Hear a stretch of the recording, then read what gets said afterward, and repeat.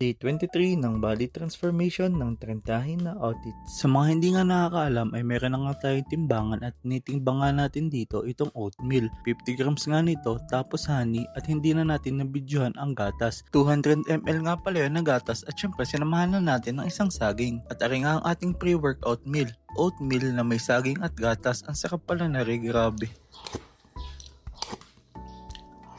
At nandito na nga tayo sa gym at ngayong day 23 tayo ay legs at abs. At syempre habang nag-warm up tayo, shoutout sa mga to. Sa mga gusto ma-shoutout sa sunod na video, mag-comment lang kayo. Dahil ang dami nga nagle-legs, ang una nating ginawa ay ang paborito ng lahat, 3 sets of begging. Ari sadyang isa sa pinakamahirap na workout. Ikaw ba naman yung mag-beg sa kanya para piliin ka?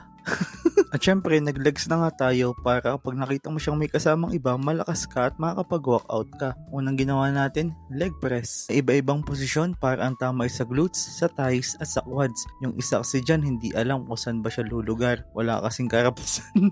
Sunod ay leg extension para ma-extend ang usapan nyo. Ikaw na lang kasi nagbubuhat ng conversation nyo.